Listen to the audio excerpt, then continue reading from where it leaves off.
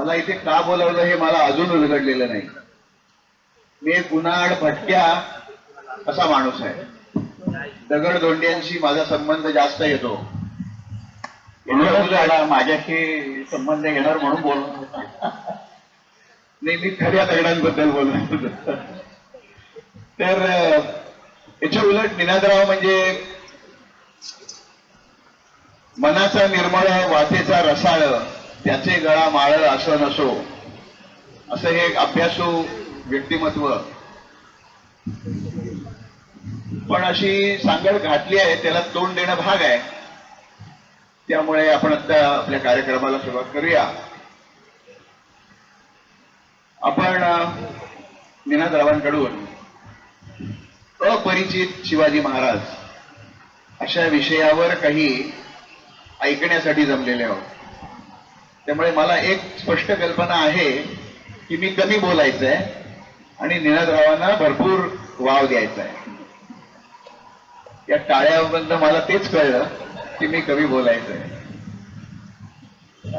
सर्वसाधारण पाहिलं तर निनादराव महाराष्ट्रभर इंजिनियर म्हणून प्रसिद्ध नाही आहेत. ते त्यांचा व्यवसाय, त्यांचं शिक्षण हे इंजिनिअरिंग मधलं आहे. पण ते इतिहास संशोधक म्हणून जास्त प्रसिद्ध आहे. तर माझा त्यांना पहिला प्रश्न तुमच्यातर्फे असा आहे की तुम्ही इंजिनिअरिंग फील्ड मधले असून सुद्धा इतिहास संशोधनाकडे कसे काय वळला?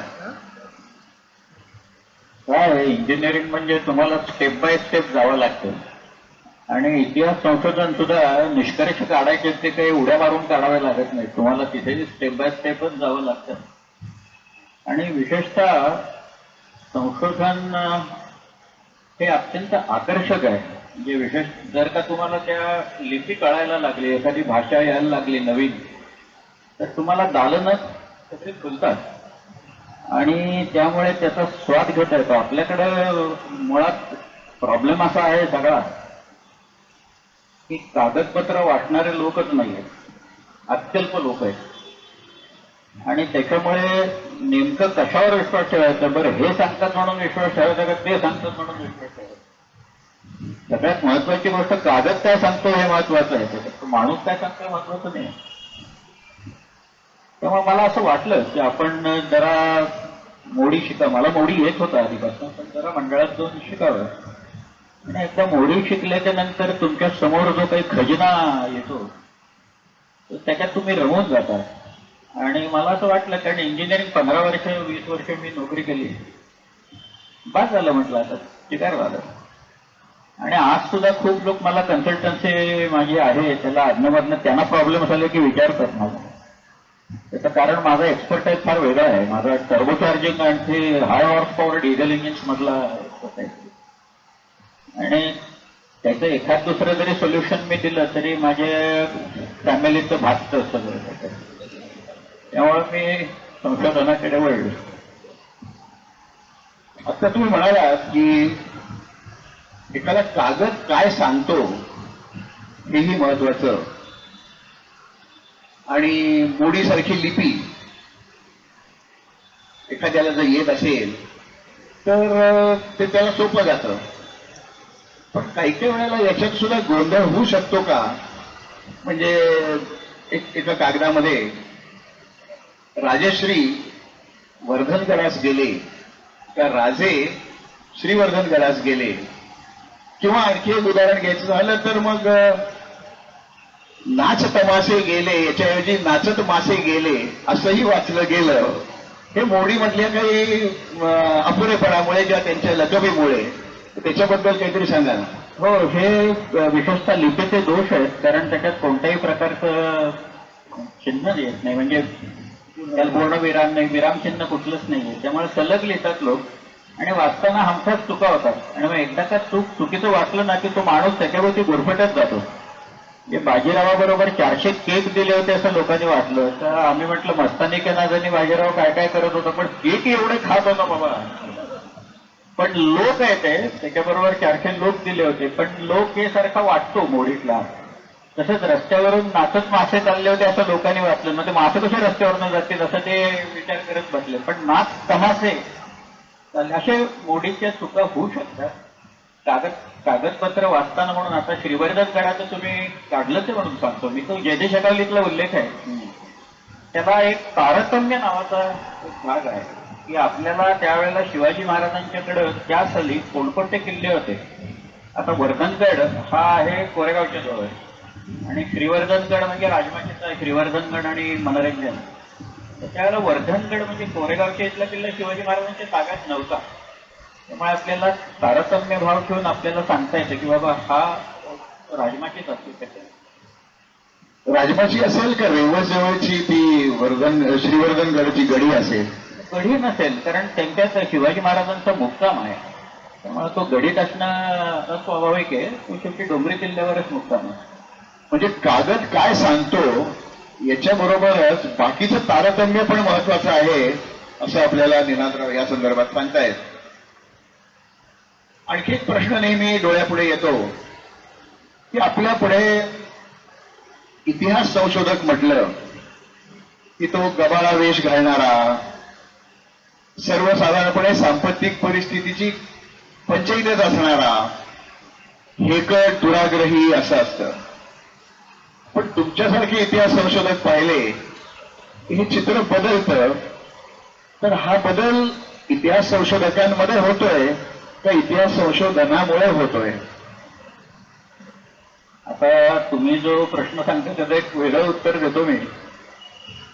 काय आयाळ असणे, दाढी असणे, मिशा भरघोस असणे याच्यावर इतिहास संशोधन अवलंबून नसतं. अवलंबून असतं ते मेहनतीवर असतं, कष्टावर असतं आणि तुम्हाला त्या कागदपत्रातनं काय कळलंय याच्यावर ते अवलंबून असतं. त्यामुळे एखादा गबाळा जरी वेश असला, अगदीच पगडीच पाहिजे, काळा कोट पाहिजे, धोतरच पाहिजे, असलं काही नाही, उपरणं पाहिजे वगैरे.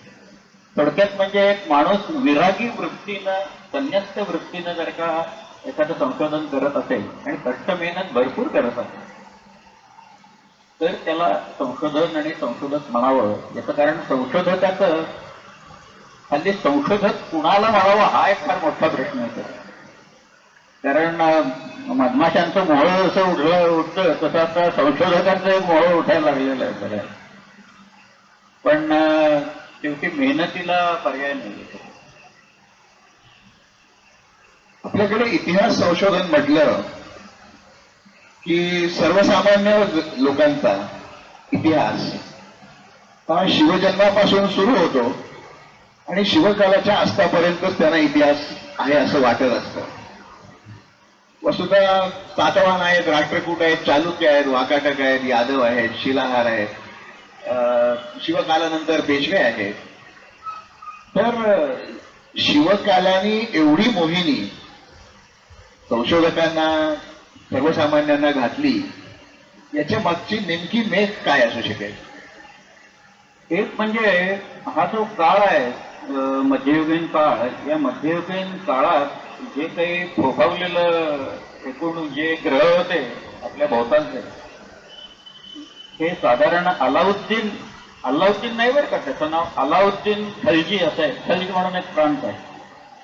या अलाउद्दीनाच्या नंतर तुघलक, बहमनी आणि इतर मग त्या शाळा आल्या.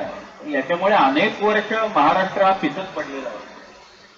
त्यात फार मोठं काही कल्याण या सगळ्या शाळांनी असं केलं असं नाहीये. पण शिवाजी महाराजांचा उदय झाल्याच्या नंतर आणि स्वराज्याची कल्पना त्यांनी मांडल्याच्या नंतर मग एक मोरोपंत पिंगळे हा कुठेतरी कारकून म्हणून गेला असता कोणाकडे तरी, तो शेवटी स्वराज्याचा पंतप्रधान झाला. नेतोजी पालकर किंवा प्रतापराव गुजर ही सगळी मंडळी कुठेतरी सैनिकीसाठी कुणाच्या तरी लष्करात गेली असती, पण हे इथं कर्मबद्ध झाले. ही एक मोठी संधी महाराष्ट्राला मिळाली. आणि एक म्हणजे स्वराज्याचा हा जो उगम आहे त्यांनी केलेला, याच्यामुळे महाराष्ट्रात एक म्हणजे आपण स्वराज्य निर्माण करू शकतो, आपलं राज्य निर्माण करू शकतो आणि ते उत्तमरित्या चालवू शकतो याचा विश्वास ही जनतेत निर्माण झाला फार मोठा. त्याच्यात फक्त किल्ले कोट असं नव्हतं, एक आरमार म्हणजे आता त्याच्यातनं इथं आगरी लोक खूप आहेत. त्यामुळे आगरी, कोळी, भंडारी, गालजी मुसलमान, खारवी ही सगळी जी मंडळी आहे ती स्वराज्याच्या आरमारात नोकरीला कुठं ना कुठेतरी लागली. मायनाथ भंडाऱ्याला तिथं मिळालं. वेंटकी सरंगी, कॉमनली नोन दर्या सरंगी म्हटले, तो तिथं होता. दौलत खान होता. अशा अनेक लोकांना, आणि आपण कोणीतरी याचे घटक आहोत. ह्या सगळ्या मराठा रेनेसान्सचे आपण एक कुठेतरी घटक आहोत, हे त्या प्रत्येकाला कळल्यामुळे शिवकालाला महत्व आहे. ही सुरुवात आहे. असंही असू शकेल का की जेवढी कागदपत्र किंवा जेवढे संदर्भ आपल्याला शिवकाळाबद्दल मिळतात तेवढे राष्ट्रकूट, चालुक्य, सातवाहन, कारण त्यावेळेला कागद नव्हता. कागद असला तरी तो टिकणं अवघड आहे. तर शिलालेख, नाणी याच्या व्यतिरिक्त किंवा पुराणातल्या काही कथा. पण अगदी अलीकडेपर्यंत म्हणजे पेशवाईच्या काळापर्यंत शिवकालात वावरलेली माणसं पण इथे होती. याहीमुळे हा धागा जास्त बळकट झाला असेल का? नाही, एक म्हणजे काय झालं, पेशव्यांच्या वरचं जे लिखाण आहे खरं म्हणजे विशेषतः 1719च्या नंतर ते 1803 पर्यंत हा जो कालखंड आहे हा मराठी लोकांच्या अत्यंत अभिमानाचा कालखंड आहे. जसा शिवाजी महाराजांनी पायंडा पाडला आणि त्याचा एक बेस निर्माण केला, पण शेवटी मराठी माणूस काय करू शकतो आणि तो कुठपर्यंत पोचू शकतो, दिल्लीत किती वेळा जिंकू शकतो, इतर किल्ले किती वेळा जिंकू, बंगालपर्यंत कसा जाऊ शकतो, पेशावरपर्यंत कसा जातो, ते या काळात घडलं. आता राष्ट्रकुटांच्या वेळेचे वगैरे आपल्याकडे कागदोपत्री पुरावे नाहीये, परंतु पेशवाईतले पाहिजे तेवढे पुरावे आहेत. दुर्दैवानं वाचक नाहीये त्याच्यातनं, कारण आमच्याकडे पुण्यात आता दफ्तरखान्यात 2.5-3 कोटी कागद आहेत. तर वेगवेगळ्या दफ्तरखान्यात मिळून काही कोटी कागद ते पडलेले आहेत की ते वाचलेलेच नाहीये काही. ते जर का वाचले तर आपल्या इतिहासावर खूप मोठा प्रकाश पडण्याची शक्यता दाट आहे. भारत इतिहास संशोधक मंडळात आज 10-12 लाख कागद आहेत, पण सगळे वाचलेले नाहीत. त्यामुळे वाचणारे लोक निर्माण झाले पाहिजे, त्याला संशोधकी वृत्ती पाहिजे. आणि या लोकांनी जर काही तुम्ही 1000 लोक मोडी वाचणारे बसवले तरी 100 वर्षाचं काम आपल्याकडं कमीत कमी आहे. मग आपला इतिहास मग सांगता येईल. जसं फ्रेंचांनी सांगितलं की आम्ही आता आमच्या या इतिहासाच्या बद्दलचा एकही कागद अप्रकाशित ठेवलेला नाहीये, तसं आपण जोपर्यंत म्हणत नाही तोपर्यंत आपण आपला इतिहास पूर्णपणे आपण लोकांच्या समोर ठेवलाय असं आपल्याला म्हणतात. आता थोडं आपल्या आजच्या विषयाकडे येऊया. सुरेंद्रनाथ सेन, ग्रँड बाळकृष्ण, चेजवलकर, पोद्दार, बेंद्रे, खरे, राजवाडे, अगदी अलीकडच्या काळात मेहेंदळे, अशा अनेक इतिहास संशोधकांनी शिवचरित्रावर भरपूर लिखाण केले. मग तरीही अपरिचित शिवाजी किंवा अपरिचित शिवाजी महाराज असं काही भाग राहिलाय का, असं मला मगाशी एका श्रोत्यांनी, म्हणजे आत्ता तो असेल इथे, श्रोत्यांनी प्रश्न केला. तो प्रश्न फक्त मी तुमच्यापर्यंत पोहोचवतो. एक म्हणजे ज्या श्रोत्यांनी हा प्रश्न विचारला त्यांनी या सगळ्यांची चरित्र वाचलेली आहेत का, असा मला प्रश्न आहे त्याच्यातनं. हा पहिला प्रश्न. आणि दुसरं म्हणजे तुम्हाला सगळ्याच गोष्टी या काही एका चरित्रात आणता येत नाहीत. त्याच्यावर काही बंधनं असतात आणि ती बंधनं पाळावी लागतात. त्याच्यातनं काही पथ्य असतात, ती पथ्य पाळावी लागतात. त्याच्यामुळं सगळंच शिवचरित्र हे त्या शिवचरित्रातनं उपलब्ध झालेलं आहे असं मला वाटत नाही. कागदपत्रात आहे, लोकांना माहिती आहे, कदाचित ते प्रकाशित झालं नसेल, कदाचित या शिवचरित्रात आलं नसेल, असाही भाग असू शकतो या सगळ्याच्या. परंतु गह खरे असं म्हणाले होते की गह खऱ्यांचं म्हणणं असं होतं की एखादा लहान मुलगा असतो त्याला गोष्टी आवडतात, तर त्याच्यातनं गोष्टीरूप चरित्र त्याच्यासाठी एक छोटंसं 64 पानाचं लिहिलं तर त्याला वाटेल, त्याच्यापेक्षा ते मोठा असेल तर त्याला एक बाबा 200 पानाचं लिहिलं तर. संशोधकी पद्धतीनं जर काय लिहायचं असेल तर तुम्हाला ऐन कागदपत्रांवरच भर द्यावा लागतो, पण ते सामान्य माणसांना आवडणार नाही आणि पुन्हा त्याच्यात सगळ्या गोष्टी येऊ शकणार नाही. कारण याच्यात क्रोनॉलॉजिकल सिक्वेन्स असतो, तर क्रोनॉलॉजिकली तुम्ही लिहित बसला तर तुम्हाला बऱ्याच गोष्टी सोडाव्या लागतात.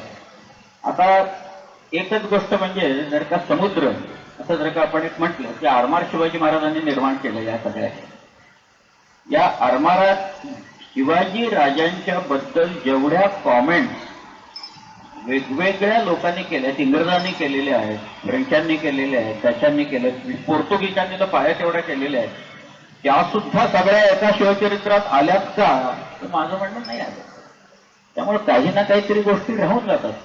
आता तलवार, अजून लोकांचे जे अनुत्तरित बरेच प्रश्न जे असतात की शिवाजी महाराजांची एक तलवार याच्याबद्दल काही कोणी लिहिलंय असं मला वाटत नाही, चरित्रात तरी काही कोणी लिहिलेलं नाही.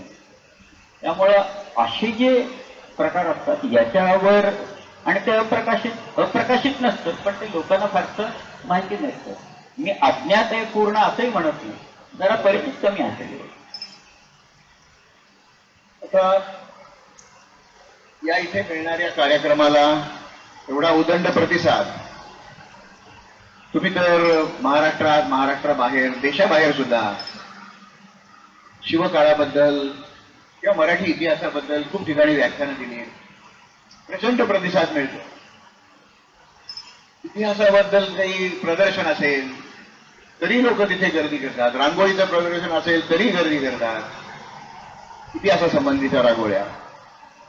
पण पुण्याचं इतिहास संशोधक मंडळ, धुळ्याचं राजवाडे संशोधक मंडळ, मुंबई मराठी ग्रंथ संग्रहालयाचा इतिहास विभाग, या सगळ्या संस्थांची जर आपण नीट पाहणी केली तर सगळ्यांची अवस्था दयनीय आहे. म्हणजे लोकांमध्ये इतिहासाची आवड आहे, पण इतिहास जिथे निर्माण होतो, जिथे आपल्याला समजावून सांगितला जातो, जे संशोधन होतं, तिथे मात्र सगळे अनागोंदी आहे किंवा अनास्था आहे किंवा उपेक्षा आहे. तर याच्याबद्दल काही तुमचं? अगदी मी अवश्य सांगेन. मी आंध्रमध्ये गेलो होतो आणि आंध्र आर्काईव्हमध्ये, तिथल्या आर्काईव्हमध्ये औरंगजेब, शहाजहान यांच्याबद्दलचे भरपूर कागद आहेत, आणि विशेषतः औरंगजेबाच्या अखबार असतात, त्यातले काही प्रसिद्ध आहेत, काही अप्रसिद्ध आहेत.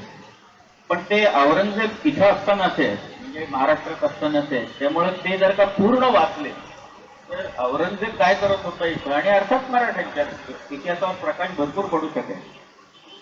त्यावेळेला मी 2-3 पुस्तकं मी तिथनं आणली होती, मोठी पुस्तकं आहेत की documents in Aurangzeb rain, documents in Shahjahan rain, अशी पुस्तकं आहेत तिथे. परंतु मध्यंतरी त्यांच्याकडं जो काही सरकार बदललं गेलं, तर तिथल्या मुख्यमंत्र्यांचं मत असं होतं की इतिहास संशोधनात काहीच मिळणार नाही आपल्याला, त्यामुळं त्यांनी मिळणाऱ्या ग्रँट या बंद करून टाकल्या. त्यामुळे मी ज्यावेळेला दुसऱ्या वेळा गेलो तेव्हा सगळीकडे धूळ साठली होती, लोक म्हणाले पगारफळ द्यायला पैसे नाही, अशी परिस्थिती. हीच साधारण परिस्थिती भारत इतिहास संशोधक मंडळ धुळं किंवा इकडे आता धुळ्याची बँक आहे म्हणून त्यांची परिस्थिती बरी आहे. पण भारत इतिहास संशोधक मंडळ ही संशोधकांनी निर्माण केलेली, कागदपत्र मिळवून त्यांनी जमा केलेली अशी ती संस्था आहे. त्याला कोणत्याही प्रकारचं अनुदान वगैरे मिळत नाही, देत नाही, आणि त्याला वेगवेगळ्या प्रकारचे कंगोरे असतात अशाला. त्यामुळे मुद्दाम यांनाच द्यायचं नाही, त्यांना द्यायचं, असं जे काही चालतं. त्याच्यामुळे इतिहासातल्या कागदपत्रांच्याकडं आणि डॉक्युमेंट्स, मी ज्यावेळेला म्हणतो त्यावेळेला डॉक्युमेंट्समध्ये फक्त कागदच येतात अशातला भाग नसतो. त्याच्यात नाणी आहेत, त्याच्यात चित्र आहेत, त्याच्यात अनेक प्रकार, ताम्रपट आहेत, शिलालेख आहेत, सगळंच आहे. तर या सगळ्याकडे हा एक मोठा खजिना आहे. आणि त्याच्यानंतर इतिहास हा तरुणांच्या मनात स्फूर्ती आणि प्रेरणा निर्माण करण्याच्यासाठीचं एक विलक्षण मोठं साधन आहे. हेच लोकांना उमगलेलं नाही आहे आजवर. त्यामुळे साहजिक यांच्याकडे दुर्लक्ष होतं, आणि ते आता मेंटेन कसं करायचं. कारण तुम्ही आता कुठल्याही दफ्तरखान्यात येथे आमच्या भारतच्या इथं आलात ना, तर सगळीकडे धूळ साठले, ते साफ करण्यासाठी सुद्धा नाही. तुम्ही आत गेलात, 2-4 रुमाल काढले तर जमा होईल अशी परिस्थिती आहे सगळी तिथे, भीषण परिस्थिती आहे सगळ्याच्या. पण तरी सुद्धा संशोधक करत असतात, लोक काम करत असतात, कुणीतरी मनावर घेतं, कुणीतरी काम करतं. ते वैयक्तिक पातळीवर चालू आहे. याच्यासाठी जी अनुदान आणि मदत मिळवायला पाहिजे ती मात्र कुठेही मिळत नाही. म्हणजे आपल्याकडं काय आहे याला जर्मन लोकांनी काम पेळल्याशिवाय काही काही वेळा कळलेलं नाही, अशी उदाहरणं आपल्याकडे आहेत. तुमच्याकडे कुठल्या लोकेशनवर कुठला ग्रंथ ही सूची तिथं कॅटलॉग जर्मनीमध्ये लिप्झिगला होता, जर्मन ओरिएंटल रिसर्च इन्स्टिट्यूटमध्ये. त्याच्यातनं शिवभारत ग्रंथ मिळाला, तो सरस्वती महाल पुस्तकालयात या नंबर खाली लिखलेल्या लोकेशनवर ठेवला, असं जर्मन लोकांनी सांगितल्यावर कळलं. ही एवढी अनास्था आहे सगळ्याच्या. पण याच्यात सुधारण होणं आवश्यक आहे. कारण आता हे बघा तुम्ही, जे फोटो आहेत इतके विलक्षण आहेत, स्वप्नील पवारने काढलेले की किल्ले, संपूर्ण राज्याचे सार ते दुर्ग, राजाने ज्या वेळेला सांगितलं, या दुर्गांच्यामुळे महाराष्ट्राचं स्वातंत्र्य जे होतं आणि स्वातंत्र्य प्रेरकता निर्माण झाली, हा जो भाग आहे यांच्याकडे दुर्लक्ष. आता दुर्ग जे आहेत त्या दुर्गावर पर्यटन वाढवाल, ते अवश्य वाढावं. पण पर्यटन म्हणजे इतर ठिकाणी पर्यटन चालतं तसं नको. आपण किल्ल्यावर कोणत्या दृष्टीनं जातो याचं तरी आकलन होणं आवश्यक आहे लोकांना. याचा कचरा टाकायचा आणि दुर्गांवर गेल्याच्या नंतर सुद्धा या सिरियलमध्ये काय चाललंय आणि त्या सिरियलमध्ये काय चाललंय, हिची सासू काय म्हणाली आणि तिचा हा काय म्हणाला, हा असलं जर का तुम्ही बोलणार असेल तर काय उपयोग येतो सगळ्या. शेवटी लोकात सुद्धा म्हणजे तरुण पिढीत हा खरं म्हणजे इतिहास हा अत्यंत स्फूर्तिदायक रीतीनं जर का मांडला. आणि आता मला गेल्या काही वर्षात मी बघतोय इंजिनिअरिंगचे सुद्धा खूप स्टुडंट जे आहेत ना, तर ते नवीन आता या सगळ्या साधनांच्यामुळे वळायला लागलेले आहे, या भागाकडे इतिहासाकडे वळायला लागले, म्हणजे एक चांगली गोष्ट आहे असं मला वाटतं. इतिहास विषय पदवी परीक्षेला या पदव्युत्तर परीक्षेला घेऊन इतिहासामध्ये काहीतरी करण्याची खुमखुमी आहे असं मनापासून दाखवणारी काही मंडळी असतात. पण मला तर असं दिसतं की ज्यांचा मुळामध्ये इतिहास हा विषय नाही अशी मंडळी या क्षेत्रामध्ये येतात. काही मूलभूत संशोधन करून काही मूलभूत मुद्दे मांडून इतिहास संशोधनाला वेगळी दिशा देतात. आता तुम्ही जे म्हणालात काही इंजिनियर इकडे येत आहेत, तर ही मला वाटतं जास्त चांगली गोष्ट आहे. नुसती इतिहास संशोधकाची थापडं बांधून बघण्यापेक्षा इंजिनिअरिंगच्या दृष्टीने इतिहास संशोधन, तिथली जलसाक्षरतेच्या दृष्टीने इतिहास संशोधन, अशा अनेक वेगवेगळ्या मुद्द्यातून ही मंडळी बघतात. त्यामुळे इतिहासाची अनेक दालनं समृद्ध होतात असं मला वाटतं. त्यातलं एक उदाहरण म्हणून मी सांगतो, आपल्याकडे अनेक शिलालेख असे आहेत की जे वाचता येत नाही. तर राजगडवरचा आजचा शिलालेख जो आहे दरवाज्यातला, पाच दरवाज्यातला, तो वाचता येत नाही. किंवा तुम्ही परवा जो उल्लेख केला होता पाताळेश्वरच्या याचा आहे, असे खूप शिलालेख आहेत की जे वाचता येत नाही. परंतु मला आपल्याचकडच्या, आणि मी त्याचं नाव सांगतो, म्हणजे प्रणव महाजन म्हणून आहे, आता अमेरिकेत आहे प्रणव, पण प्रणवनी मला सांगितलं की काका शिलालेख जर का वाचायचा असेल ना, तर या शिलालेखाचा फोटो आपण तो निगेटिव्ह करू, आणि निगेटिव्ह केल्याच्या नंतर ते वाचता येईल म्हणाला. तर आम्ही त्याची निगेटिव्ह केली त्या सगळ्याच्या, ते कॉम्प्युटरवर करता येतं आपल्या सगळ्याच्या. त्यामुळे ते केल्याच्या नंतर तर ते किती अक्षर लहान असेल मोठं असेल तेही करता येतं. त्यामुळे वाचायला फार सोपं जायला लागलं. काही याच्यातनं निश्चितपणे त्याच्यातनं प्रकाश पडेल. आणि हे अद्ययावत तंत्रज्ञान आहे, हे या मुलांचं चांगलं येतंय. त्यांना हाताशी धरून जर का केलं, त्यांना आता गोडी लागायला लागलेली आहे. त्यामुळे हे करतायत आणि हे होऊन जाईल असं मला वाटतं. मध्यंतरी पुण्याच्याच आरती पलांडे दातार या इंग्लंडला काही कामासाठी गेल्या होत्या. त्यात त्यांनी वेळ काढून शिवाजी महाराजांसंदर्भात युरोपमधल्या वर्तमानपत्रात काही बातम्या प्रसिद्ध आल्या होत्या. त्यातल्या काही बातम्या त्यांना मिळवता आल्या आणि त्याच्यावर त्यांनी मंडळामध्ये एक संशोधन निबंध पण वाचला होता. तर मला असं वाटतं की पत्रकारांच्या दृष्टिकोनातून सुद्धा हा एक वेगळा भाग आहे. तो अगदी निश्चितपणे आहे. त्यातलं एक उदाहरण म्हणून मी परत एकदा सांगतो की इथं मुंबईचाच गव्हर्नर होता जेरॉड ऑन्झियर म्हणून. इथं जेरॉड ऑन्झियरनी असं लिहून ठेवलंय की जुलियस सीझर हा ज्या वेळेला स्पेनमध्ये गेला आणि तिथं गेल्याच्या नंतर तो म्हणाला, I came, I saw, I conquered, असं तो म्हणाला. आणि त्यांनी पुढे असं लिहिलंय की इथे शिवाजी महाराजांनी तेच केले, ही came, he saw and he out केम, असं त्यांनी म्हटलेलं आहे. त्या सगळ्या याच्या पुढे जाऊन मी सांगतो की आता वर्तमानपत्रातल्या लोकांची जबाबदारी कशी वाढते ती, की तात्याराव ज्या वेळेला कराचीला गेले भाषणाला, मला असं वाटतं 39-40 साल असेल, त्यावेळेला इथं एक सिंध ऑब्झर्व्हर नावाचा पेपर होता. आणि त्या सिंध ऑब्झर्व्हरमध्ये पहिल्याच पानावर तात्यांचं आदल्या दिवशी भाषण झाल्यावर दुसऱ्या दिवशी बातमी छापून आली होती आणि खूप मोठा फोटो छापला होता. तात्या उभे बोलायला, प्रचंड मोठा जनसमुदाय समोर आहे. आणि त्यांनी हेडिंग दिलेलं होतं, he came, he spoke and he conquered म्हणून. आता तो अंक आपण जमवणं महत्वाचं आहे सगळं. तर असे अटॅक्स करायला पाहिजे. म्हणजे तुम्हाला या घराण्यातली कागदपत्र आपल्याला मिळाली नाही की आता शिवाजी महाराजांचे, त्यांना 6 मुली होत्या महाराजांना, आणि त्यांचे जे सगळे व्याही आहेत तर ते व्याहींच्या कोण महाडिक आहे, कोण पालकर आहे. तरी या सगळ्या घराण्यांच्याकडे जाऊन त्यांच्याकडे काही बाबा आता शिवाजी महाराजांच्या राज्याभिषेकाचे निश्चित त्यांनी पाठवलेलं पत्र असणार कुठे ना कुठे. तर ही सगळी जे याच्यावर अटॅक करून हे काही मिळतंय का, यांच्याकडे काही कागद आहेत का, तर असं करून आणायला पाहिजे. त्याच्यात राजवाड्यांनी हे कागद कुठं कुठं आहेत आणि काय काय मिळू शकते याची यादी दिलेली आहे. तर तसं हे करायला पाहिजे. म्हणजे मला असं वाटतं की आता कागदपत्र लोकांनी प्रसिद्ध भरपूर केले, पण तरी सुद्धा नवीन अटॅक करून काय मिळू शकेल आपल्याला, की त्याच्यातनं नवीन प्रकाश पडू शकेल याच्यावर, असं आता करायला पाहिजे लोकांना. बऱ्याच मराठी किंवा महाराष्ट्रातल्या इतिहास संशोधकांनी मराठी, मोडी, काही प्रमाणात फारसी अशा कागदपत्रांचं संशोधन केलं. पण पेटू माधवराव पगडी, पिसुर्लेकर अशा मंडळींनी वेगवेगळ्या भाषातून, म्हणजे त्या पिसुर्लेकरांनी पोर्तुगीज कागदपत्रातून, सेतू माधवराव पगडींनी मोगली अखबारातून खूप नवीन माहिती आपल्याला मिळवून दिली. तशी कदाचित डच हे आपले आपले म्हणजे शिवकाळातले शेजारीच होते. वेंगुर्ला